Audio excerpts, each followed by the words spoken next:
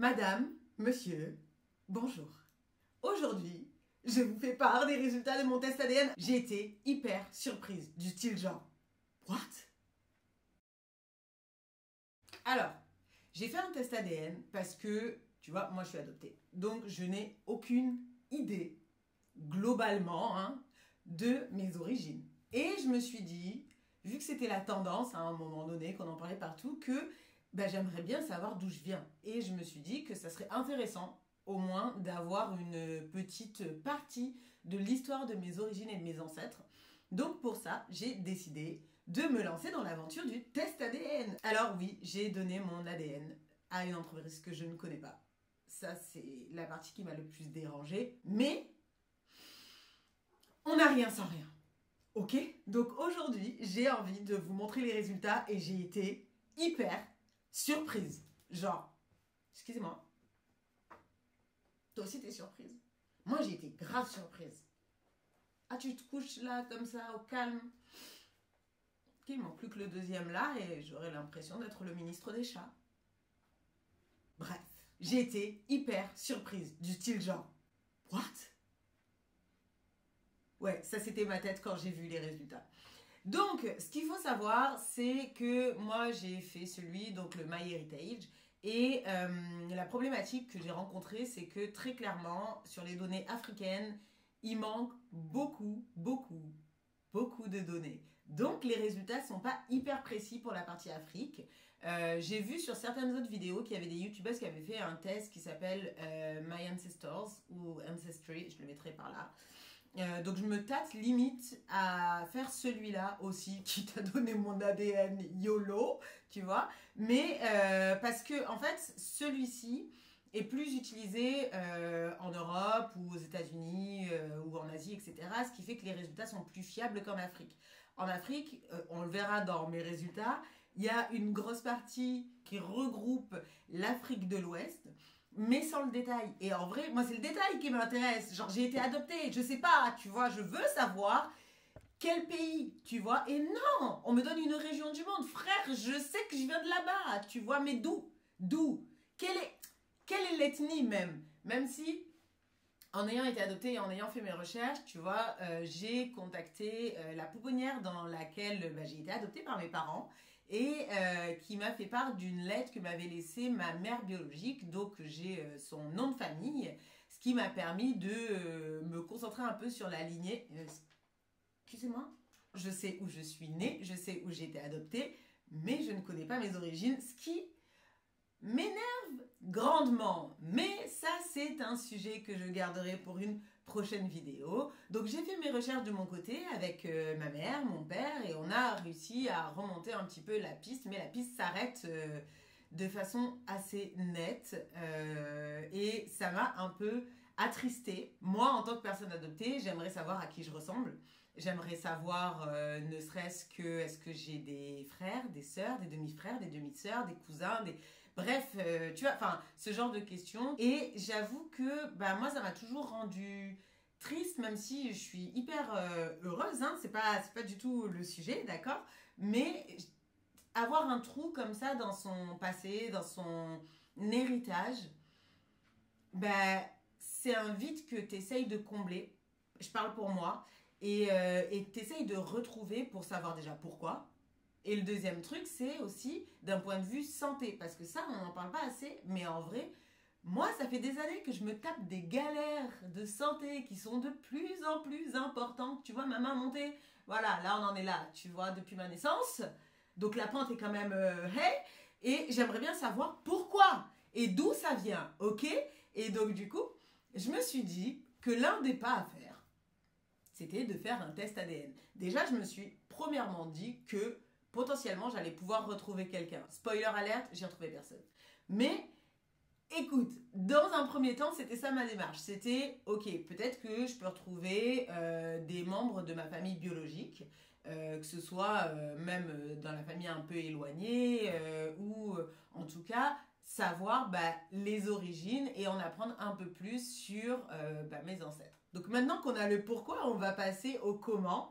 Donc un petit jour de l'année dernière, oui parce que c'était l'année dernière, j'ai reçu de la part du livreur une petite pochette que je me suis empressée d'ouvrir et dans laquelle j'ai trouvé tout un kit pour réaliser mon prélèvement ADN. Donc dans ce prélèvement, dans ce kit de prélèvement, il y avait 2 écouvillons avec 2 cotons-tiges à mettre chacun sur chaque joue pendant plusieurs minutes, un espèce de petit sachet scellé avec un logo limite tête de mort qui te dit attention danger et une enveloppe pour pouvoir le retourner. Donc j'ai commencé par suivre les instructions qui sont en anglais, donc ça va, heureusement que je lis l'anglais. Mais pour ceux qui ne lisent pas l'anglais, sachez que les instructions sont aussi disponibles en français sur le site du test ADN. Donc j'ai fait la procédure en entier, hein. Je vous laisse voir comment j'ai procédé. Une fois que j'ai fait ça, j'ai envoyé mon petit colis par la poste et j'ai attendu 3 semaines et quelques, un peu plus, il me semble, de mémoire, parce que Covid, tout ça. Et ensuite, j'ai reçu les résultats par mail. Alors, à ce moment-là, quand j'ai reçu le mail, j'étais au téléphone avec ma maman. Et sachant que je lui ai pris aussi un test pour qu'elle découvre, elle, ses origines, c'était hyper rigolo d'ailleurs de confronter nos 2 types d'origines, puisque forcément ma maman, elle est blonde et blanche, et moi je suis pas blonde et pas blanche. Et donc du coup c'était rigolo de pouvoir voir un peu d'histoire de ma famille et de voir une partie de la mienne aussi. Donc bref, sans plus attendre, on va passer aux résultats. Alors, pour la plus grosse partie, il n'y a pas de suspense, je viens d'Afrique.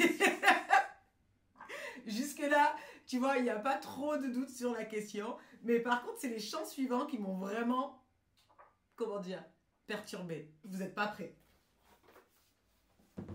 Attendez, je sors l'ordinateur. Mariama, est-ce que vous êtes prête à explorer votre appartenance ethnique? Mariama, vous êtes 77,2% ouest-africaine. Ça fait sens. Mais comme je disais, c'est là où le problème de fiabilité se trouve, c'est qu'il n'y a pas assez de données. 10,9% nigériane. Oh, ok. Ok, non, mais ça, c'est bien. 5,3% nord-africaine. Ça peut faire sens, ça reste l'Afrique. Ok, les peuples ont voyagé, tout ça. 2,8% ibère. Peut-être pour ça que j'adore le jambon, tout ça là. Et 3,8% d'autres origines ethniques. Et là, c'est dans ce 3,8% que je suis allée voir et que je me suis demandé, mais qu'est-ce que je peux bien être? Parce que c'est bizarre. Et là, alors 1,8% italienne, 1,2% népalaise, ça c'est les yeux. Ouais, je sais. Et 0,8% de peuple d'Asie du Sud. Alors, les 2 dernières, j'étais pas prête. Mais quand on voit mon comportement, ça peut faire sens. Ok, j'essaye de me rattacher à ce que je peux, d'accord, quand je vois ces résultats, parce que, en fait, c'est juste hyper chelou de voir que j'ai des origines asiatiques très lointaines, hein, on est d'accord, parce qu'on est en faible pourcentage, mais je suis quand même népalaise. Oui, je suis asiatique. Ça fait sens. Moi, je vous le dis, j'ai toujours su qu'il y avait un côté asiatique en moi, bien évidemment un côté très visible africain.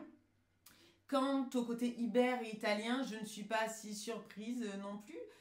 Enfin, si, en vrai, je suis très surprise. Mais du coup, en fait, moi, ce qui me dérange un peu dans ce test, c'est pour toute la partie africaine où, en fait, on va vraiment... Donc, effectivement, je pense qu'avec le temps, les données s'affinent, etc. Parce qu'il y a plus de personnes qui vont faire le test. Mais il manque vraiment beaucoup de données pour affiner la sélection. Et c'est dommage parce que l'Afrique de l'Ouest, c'est grand, tu vois. Genre, parce que bon, je suis à Dakar, au Sénégal, voilà, mais autour du Sénégal, il y a plein de pays. Et en fait, rien ne me dit que ma mère biologique ou mon père biologique soit sénégalais. Il y a de fortes chances, vu que j'ai retrouvé le nom de la personne, que ce soit le cas. Mais j'aimerais savoir s'il y a d'autres origines, et c'est pas le cas via ce site-là. Et c'est ça que je trouve un peu dommage. Après, ça m'éclaire un peu. Notamment sur la partie népalaise. Voilà, j'insiste beaucoup sur le fait que je suis un peu asiatique et que ça me fait très plaisir. Mais voilà, en tout cas, c'était très bizarre. Je te jure, quand j'ai reçu les résultats du test, genre j'étais en panique. Enfin, vraiment, tu sais, en fait, il y avait plein d'émotions qui se mélangeaient en moi parce que je savais pas si j'allais retrouver quelqu'un de ma famille biologique ou pas. Et effectivement, derrière, j'ai plein de correspondances ADN, des personnes qui sont liées à moi avec deux segments partagés, donc rien du tout, c'est une petite cousine, arrière petite cousine.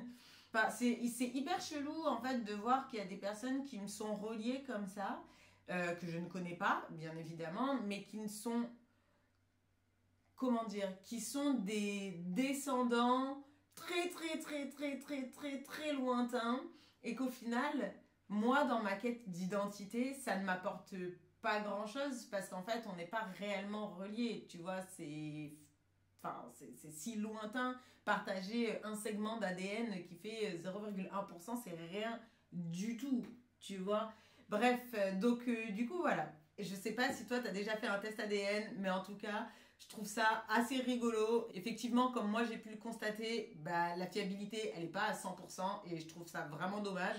Après, il y a ce truc aussi éthique qui est de donner ton ADN à une entreprise que tu ne connais pas, tu ne sais pas ce qu'ils vont faire de tes données, et ça, j'avoue que ça me pose un problème.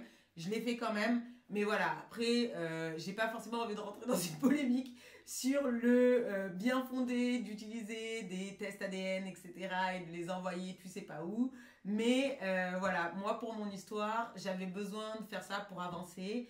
Euh, donc j'ai avancé un tout petit peu. La vérité, c'est que ça m'a pas non plus transcendé, ça n'a pas changé ma vie. J'ai pas retrouvé mes parents biologiques ou des membres de ma famille biologique assez proches. Mais écoute, ça m'a permis d'en apprendre un peu plus sur mon héritage, sur mon ADN, en tout cas en partie, et j'ai trouvé ça sympa.